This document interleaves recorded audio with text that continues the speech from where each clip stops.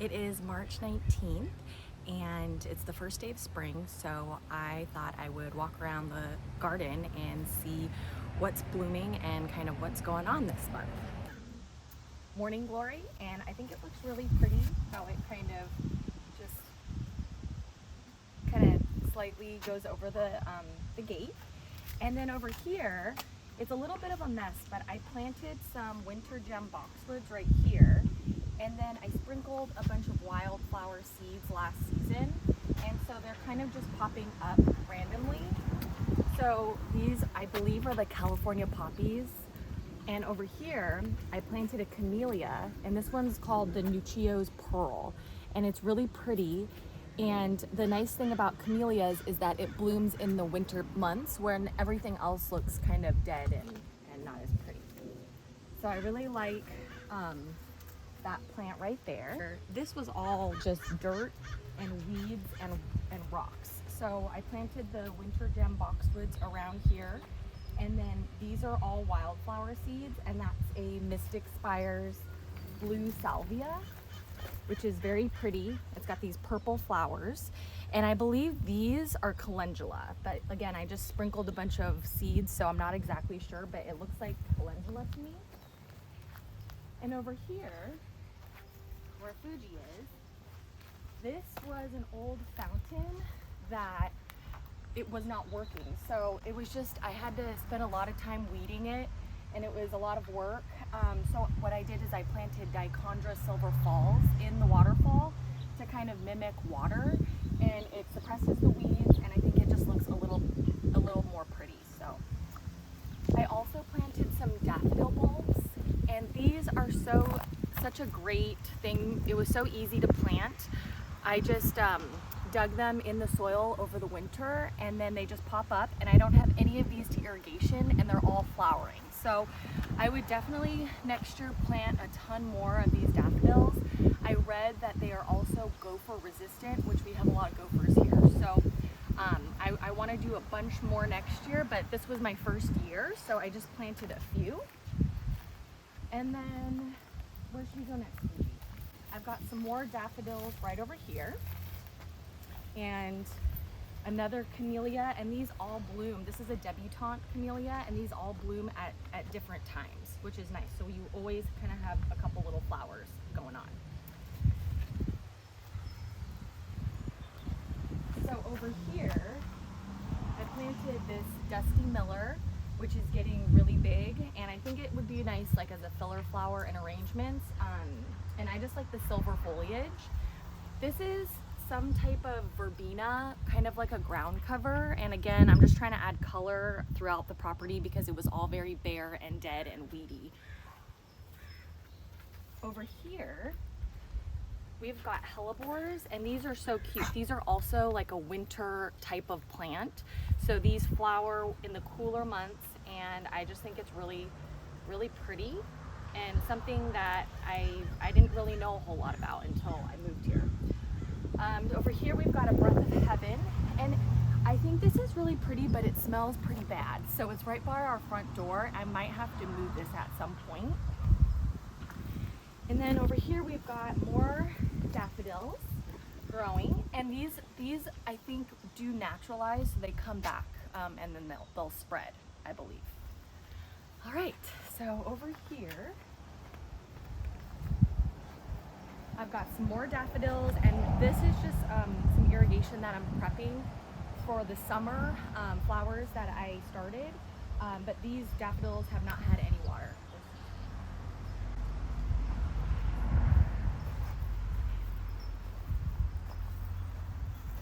So this area, I'm trying to plant as many things as we can, because as you can see, the weeds are going a little crazy. And we did mulch this area, and what I want to do is plant all of my giant cabbages underneath this tree. And cabbages are really pretty, and then they grow really big. So I'm gonna give that a try. I'm not sure if things are gonna grow underneath the pepper tree. I heard that it's hard for plants to grow for some reason under pepper trees. And over here we've got more daffodils that I'm just tucked under this tree.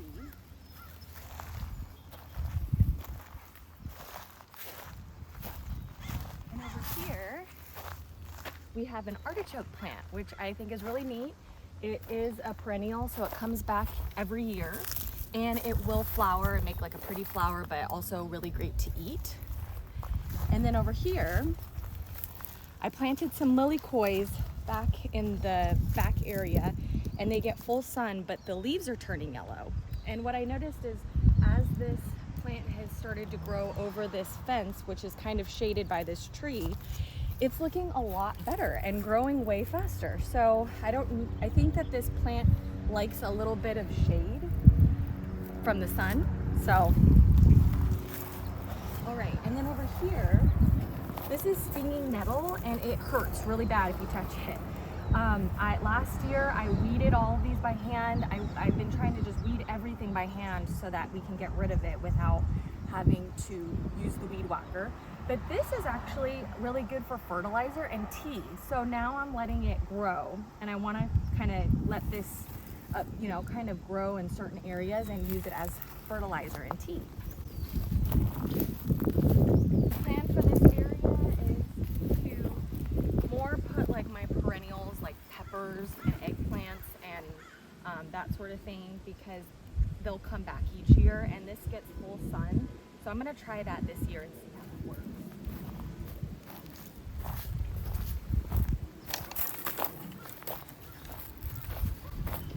And over here, this is lemongrass, and I bought this as a tiny little plant, and I got it so that I could cook with it, and they get huge. So I put it outside the property. I also heard that gophers don't like this plant, but as you can see, there's a ton of gopher mounds. So I'm not sure, it's not looking too great.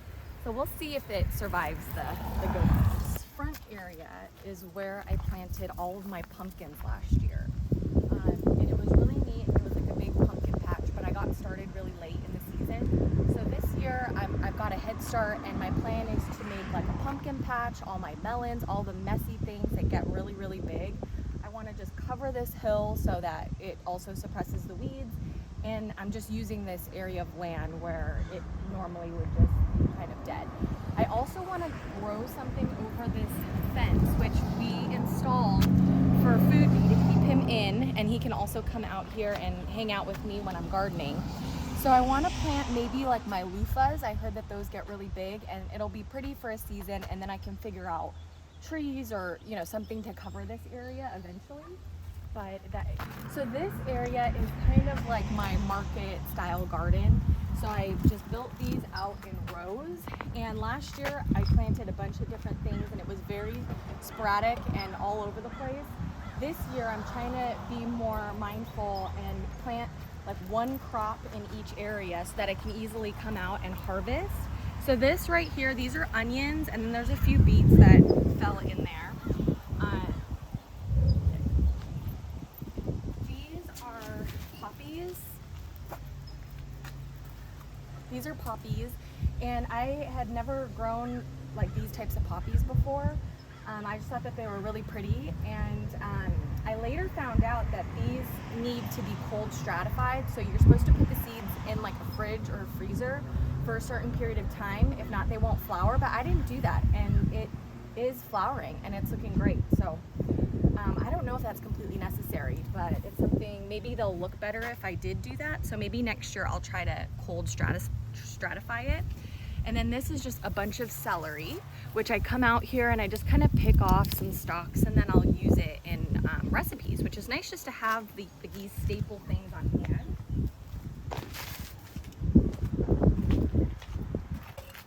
Over here is my potato bed, and I've got some purple potatoes that I grew here last year, and those just came back. And then I just grabbed a bunch of potatoes from the grocery store that were organic, and I just plopped them underneath the soil, and they're looks like they're growing really well. Seed potatoes are really expensive, so I just have to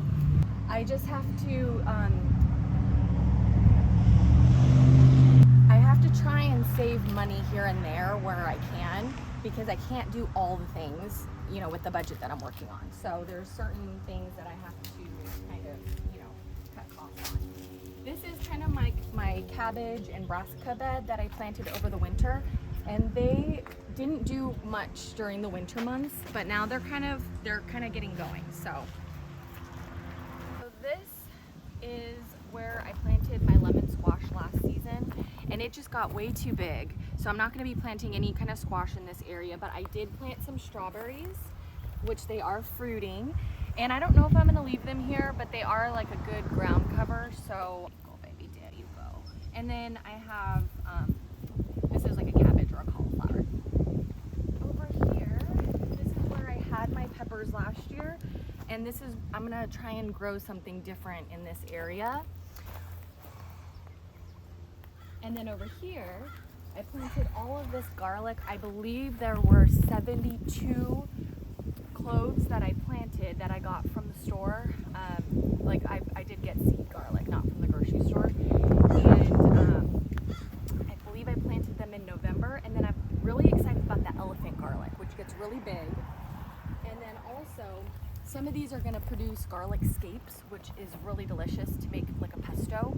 So I did that last year, and I'm really excited to do that again this year. So this is one of my raised beds, and in here I've got some parsley, some Merlot lettuce, which this is really delicious and very beautiful. I've got some garlic chives, and just a few things. I've got some ranunculus that I planted in here.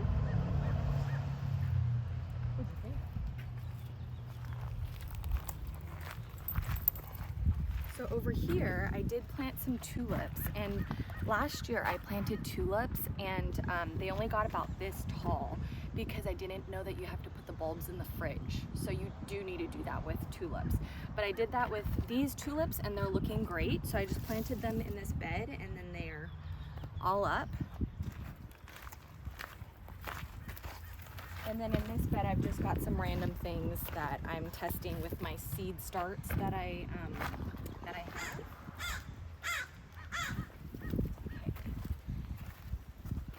So this is again where I'm trying to cover the chain link with something pretty. So this is a black-eyed Susan vine, and it's growing really fast, and it's covering it. I planted it about a year ago. This is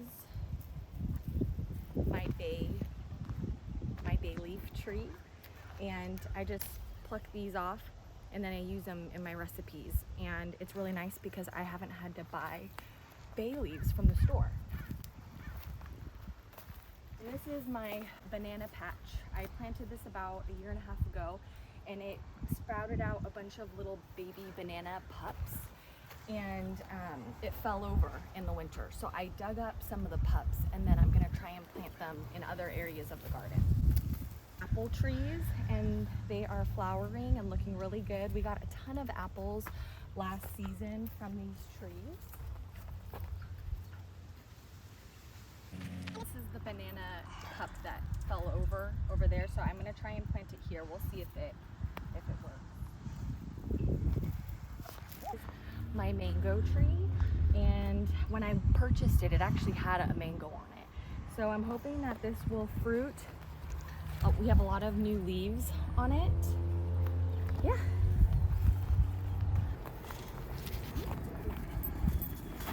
Okay, so this is one of my favorite trees. This is a Ruby Supreme guava. And at our last house, I planted a strawberry guava tree that I got from Home Depot. And I waited about a year and got some fruit, but I didn't like the flavor of the fruit. It was very tart. And what I was kind of imagining was in Hawaii when I would eat guavas, they were pink and they were sweet. And so I did find this variety, and it's been producing all winter long, and it's delicious. Let me see if I can find a ripe fruit. I don't think there's any that are ripe, but if I pick this and leave it on the counter, it'll ripen, and it's really good. So this right here is our fruit cocktail tree. So it's got mid-pride peach, double delight nectarine, Fantasia nectarine, and there should be 1, 2, 3 There should be a fourth, but maybe I lost the tag.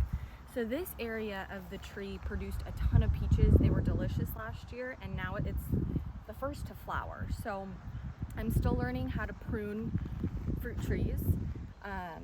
So it might look kind of funky, but you know, we're trying as best we can. Over here, we've got this avocado, and this one is a bacon avocado that I got from Costco. It was only $20. And most of the trees that I've planted, I put gopher baskets. And I don't love the idea of having that metal in the garden. So I've got it on that avocado tree, but I'm trying not to use it for these little smaller trees that were less of an investment. And this one is a Saturn peach, and when I bought it, it had a fruit on it. Last year, it didn't produce any fruit. I don't know if a gopher ate it or if it's still alive. I think it's alive, but we'll see what happens this year. And then this is the original passion fruit that I planted, and it produces a lot of fruit. They just kind of fall on the ground. And they're purple. When they get shriveled, they're the best and like the sweetest. But the leaves are yellow, and I think that it's got a little bit too much sun. I just come up here and I just pick all of these fruits. And then this is the Hass avocado, and it looks like it's getting a little sunburnt as well. So I might have to shade this with something at some point. And then we've got a dragon fruit right here. And this is a tiger stripe fig. So it's a green fig, and it's got a raspberry colored inside, and it's really delicious. Oh, there's Fuji.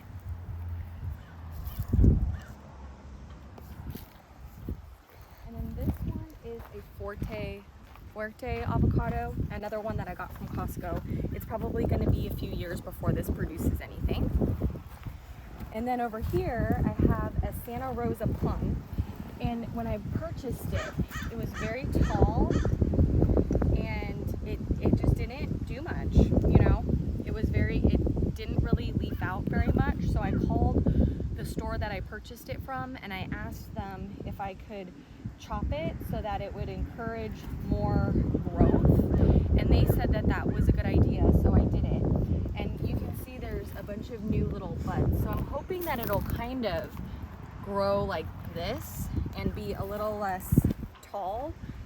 So we'll see what happens with this guy. And then again, this is the passion fruit that has a little bit more shading. You can see like how glossy the leaves are and how much more green it is. So yeah, we'll go over here to the citrus.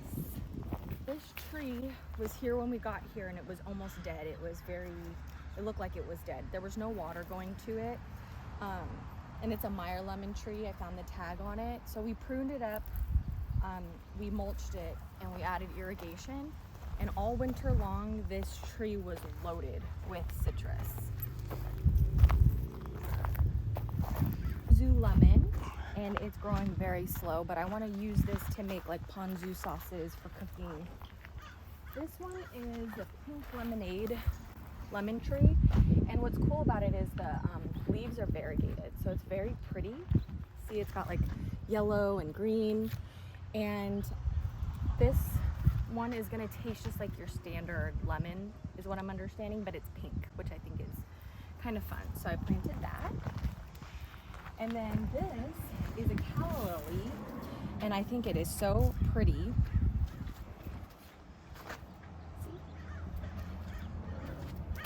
It's a Bear's lime tree, and this is just overripe. I need to pick that, but it's just a lime tree, and I just pick it and use it for cooking, for salsas. This is an Oro Blanco grapefruit, and I haven't gotten any fruit, but there's a bunch of little flowers, so hopefully we'll get some grapefruit here soon. And this is another Meyer lemon tree. I think that these don't get enough sun. So I probably should have considered that before I planted these. I think citrus really like a lot of sun.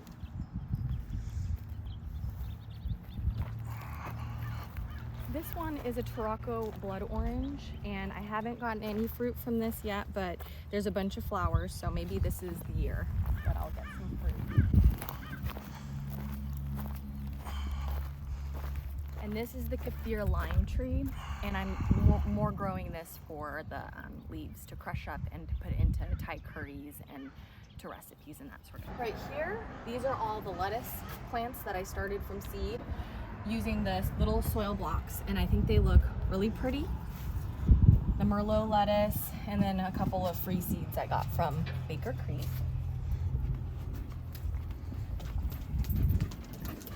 And over here, I'm hardening off my beans, pumpkins, melons, and cucumbers that I'm gonna put on the hill in the front of the house.